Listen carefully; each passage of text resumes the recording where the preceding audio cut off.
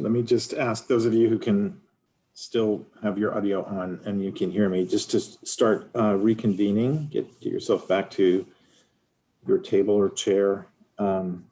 We'd like to do the report backs from the 5 different discussion groups, asking each reporter to take about 2 minutes or so to give us the highlights from the 2 questions that you had in your discussions.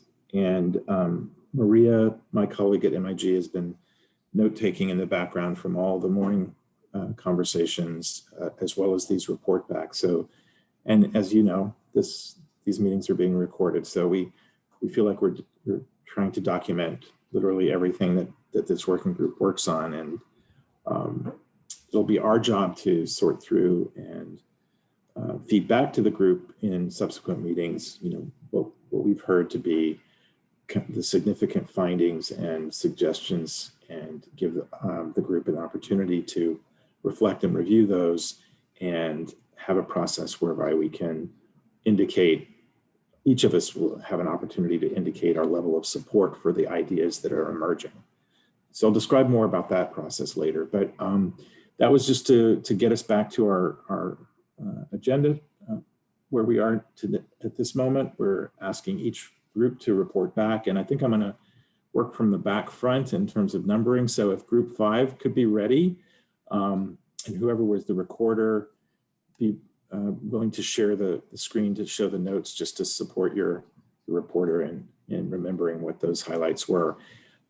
Please don't feel it's necessary to read absolutely everything that you all came up with. If there's something that you feel was a significant finding or discussion point, please share those with us. Again, try to keep your report backs to a couple of minutes, and just trust that everything that is on those sheets will be shared with everybody. So your opportunity to give us a narrative on your breakout group. So group 5, who's our reporter? Okay, that's you, Helen. Okay, and your scribe was Kim. Kim, yeah. Let's go, Kim. If you don't mind sharing your screen and help Helen with the notes. I should say that I dropped in on most of the groups, and the note takers did a fantastic job. I hope you all agree and appreciate the staff for doing that. Okay, Helen, take it away. Let me know if you can see the screen. Yeah, we can. Okay, the question was, what assumptions do you think are important for the district to consider in developing new trails? And the point was made that multiple viewpoints need to be considered. One viewpoint shouldn't dominate. And there should be since there will be competing interests and resources like time of day, trails. When that happens, the district needs to emphasize communication and planning to address limited resources. You can't design every trail for every use, was another assumption. It's important for people to spend time in these places and be educated. Lifetime learning experience, to be conscientious of everyone's experiences. Another assumption is there's going to be more people using the parks, and there will be a learning curve and a greater need for trail etiquette. This increased use means that the district will need additional funds for development, for an example being continuation of the parcel tax, for maintenance and repair, as well as acquisition. Another assumption should be to expect the unexpected. For example, the 2017 flooding, and another one would be the wildfires we had last summer and fall. And a final assumption is that we are maintaining the parks properly. For example, right now the Park District has their hands full with a tree die-off, which is going to need additional funding. And any management is going to be done with the best intent, with the best science background for the natural environment. The second question was, what ideas do you have for promoting conservation goals? And one thing we came up with there is that you need to start with looking at the land on a large map, and especially noting environmentally sensitive areas. The Park District could create a portfolio of trails that are multi-use, and others could be designated as single use. Depending on proximity, it could accommodate most users by things like time of day use. Education and communication are an important part of this in order to communicate the rules of the road. The Park District needs to do more enforcement, and this requires more investment of resources, but it is necessary. We could lean on technology to address cost effectiveness. For rogue trails that might have been created at night, how to deal with these from an enforcement question and perspective. And one person suggested a night vision camera to get evidence. Another idea is mountain biker patrols. I think I've gone over my 2 minutes. Should I just end it there? And Yeah, I think that's fine. It's Okay, great. You right. guys had a lot of great ideas, and we will document those for sure. Thanks, Okay, Ellen. great. Thank you. Group 4. Who is our reporter from Group 4? Make yourself known. Which one is group 4? Oh, I'm sorry. Let's see. I think Norman's the reporter for our group. Okay. Norman, do you need the notes in front of you? Yes, somebody All take right. notes. Yes, Neoma was taking notes. Okay. Neoma, can you share your screen for Norm? And again, Norman, just the highlights, just a couple of minutes, please. Right. Well, I think I'll just, while the notes are up, people can look at that. I think one of the things we talked about in terms of assumptions was that the parks and trails and the properties, the lands are a limited resource, and maybe there needs to be some way to deal with how to handle that in terms of a sort of a cap on users, maybe, or rotating the park openings and closings, particularly as we see the parks that are closer to the population areas reaching some kind of quote overcapacity in a sense. People also want to try to now to identify future trends and how to respond to those, in addition to of course protecting habitat values and wildlife habitat. There was an assumption that their connectivity of trails is important, but that needs to be put in the context of protecting wildlife habitat and values. Let's see, education and enforcement was talked about as an important component of this. When we came to future issues, protecting wildlife values is looking at potentially enforcement and education. There was a suggestion that Marin County has a way of working on creating new parks that may be a better approach, so to speak, or a different approach that may get us to more of a consensus building than otherwise. And what else? And that we need to look at the various impacts, and certainly all users have impacts, but we need to look at the impacts and in the context that we have a limited resource, and again, going back to the idea of stewardship, being able to identify what are the key areas that are important for wildlife and habitat. Maybe, I hope I got it. If I didn't, anybody in the group can certainly pipe up and say I missed something. Right. Well, I think you did a great job, and right at 2 minutes, Norman. Thank you. And as I said, we definitely have a lot of great information in the details here that we'll keep going forward with. Okay, number 3. Let's see, group 3. That was Devin's mine. group? Sean's group, yeah. Yeah, and I believe is it Kathy Roth will read for us. Let me get my screen shared. So first we spoke about the assumptions, and I think we all did have shared assumptions that one main goal is to preserve the environment to minimize the impact of new trails, and that certain areas are more sensitive than others. But that also recreation is a very valid and important role of the parks and is important.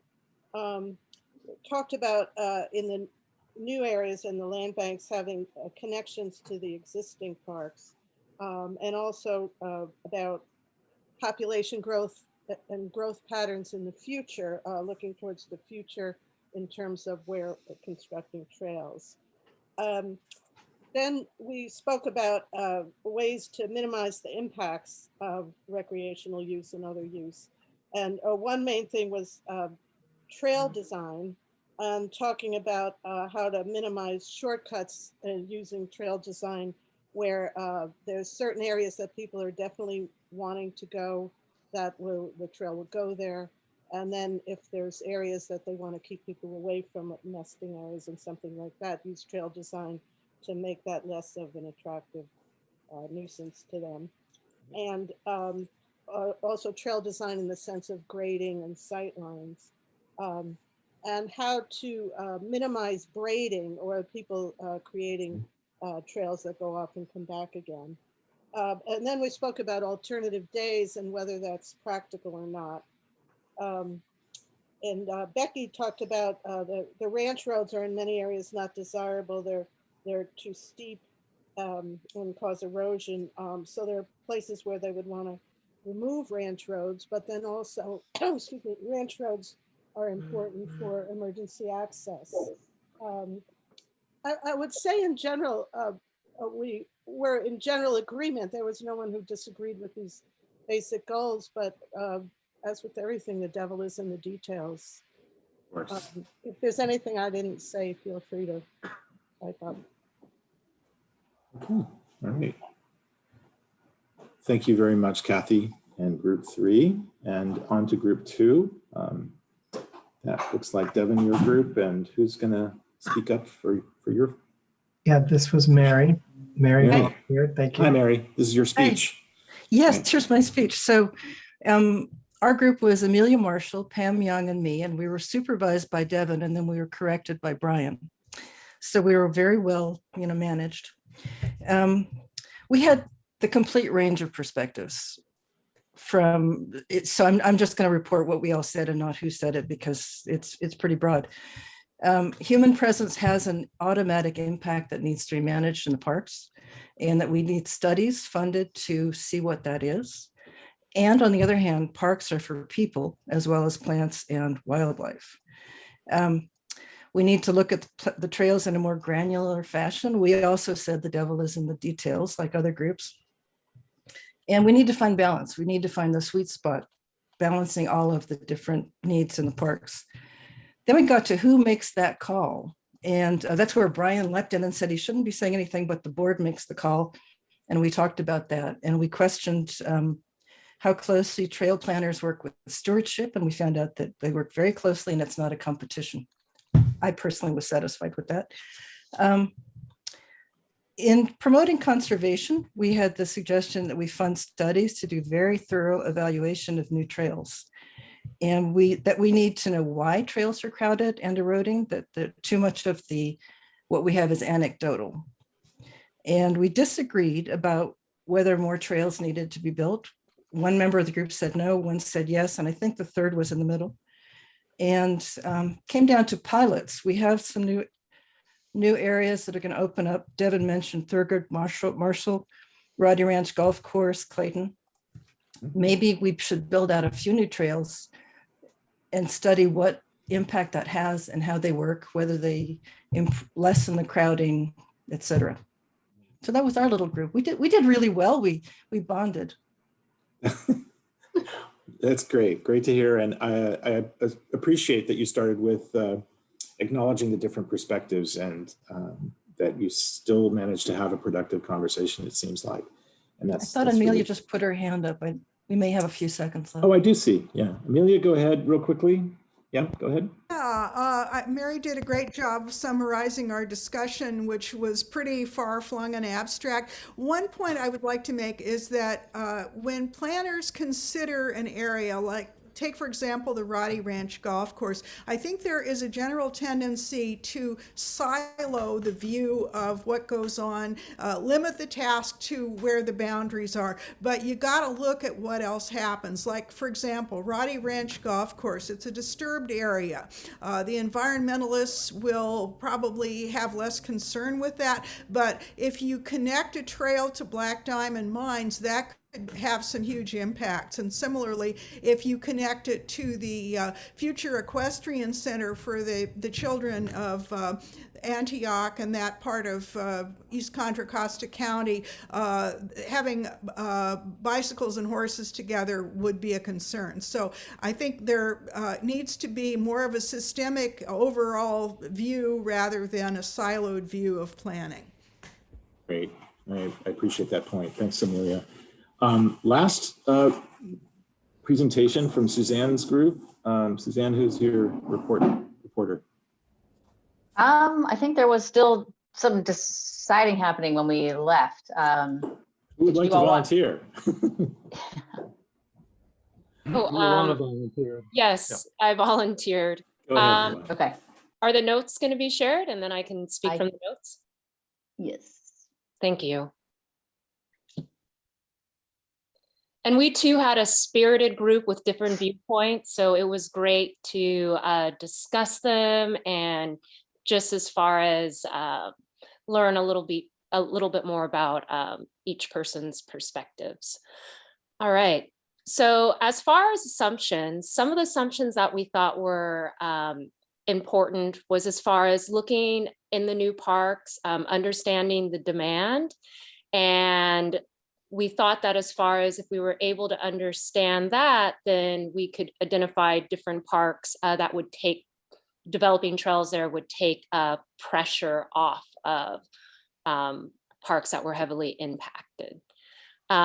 We also really discussed the need for relief from overcrowding, and just as far as having trails just in other areas so people could spread out. And then looked at the whole kind of narrow trails kind of debate. So just as far as there was still a little bit more debate about that. And we looked at just as far as in the future when you are developing those new trails that there's just really that opportunity within new parks for looking at multi-use and designing good trails there. Also, just as far as in the planning part, making sure that environmentalists are included in the beginning to make sure impacts are minimal. And then one question that was, one assumption was looking at equity, and we discussed why it was important. So building new trails just as far as where there's not a lot of access to existing trails or recreational experiences.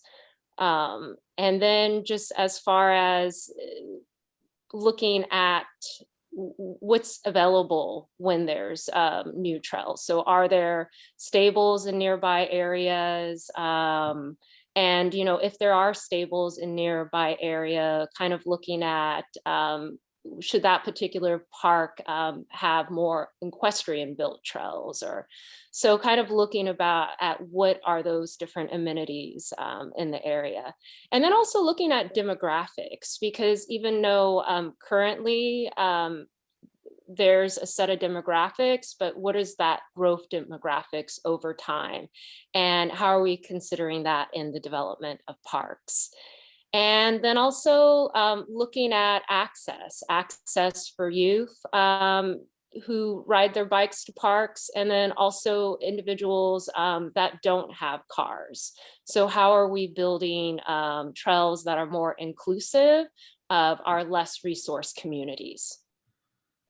And just one thing that was brought up too, as far as in the bike discussion, and narrow trails, is in new parklands. If new parklands are built and everything, and new trails in those parklands, should we consider closing bike trails and in parkland. So that was something that was brought up. Great. And then Is that do you want everything? us, yes, there were the other comments just as far as what we think the park could do differently. We just thought that maybe trail work could be a requirement to participate in trail events. So maybe this was a way to increase people's stewardship of trails. Then also permitting process. So maybe just as far as for certain type of events requiring volunteer work rather than paying a permit fee. And then there was also the idea of like the district creating Adopt the Trails program where people can have ownership and trail users could be called if there's an issue or a problem, then that group that adopted the trail could either come and help with the trail work or education process. So those were the comments from our group. Very good. Thank you, Luana, very much. Joseph, I see your hand. I'm going to ask if it can be a quick comment here. Don't want to open up a big discussion time. We're right at noon, so go ahead. We can't hear you. Can you try? There you go. I apologize. I hope this is better. Okay, we can hear you. What I wanted to say in our session, we talked about Sean, who's been a park ranger for over 10 years, was recommending that America institute a draft for every citizen in America to be a park ranger for a little bit. And in light of not being able to do that, we kind of settled on maybe we could have a YouTube channel where park rangers tell stories about what it's like to be a park ranger. That would also excite people about parks, maybe inform people about what it's like to be a park ranger, and maybe work as a recruiting and retention device for existing park rangers. So we talked about doing that as a way to get the stories out of what is it like to manage parks from a park ranger's point of view. Right. Thanks, Joseph. Yeah, I think that's a great idea. We are right at 12 o'clock, a little bit beyond, and I appreciate everybody's commitment to this process. So I'm going to turn it back to Devin. We have just one more agenda item, and for those of you who can stay, great. And I'll just turn it back over to Devin for our schedule. Okay, thank you, Lou. And thank you all today. Really important meeting. So many different perspectives. I know people are having to sign off. I'll just let everybody know about the next meetings. So July 15th will be our next meeting, followed by August 5th, and our final meeting, September 16th. Now, September 16th is the Yom Kippur holiday. So if anyone celebrates that holiday and would like us to reschedule the meeting, we can certainly do that. So send me a private message and we will look into rescheduling September 16th. One last note, I've added all of you to our mailing list for Roddy Ranch planning efforts. There is a July meeting coming up, July 1st public meeting. So if you've got an email about that, that's where that came from. That was me inviting you all. And with that, is there any last announcements from any of the groups or individuals before we sign off?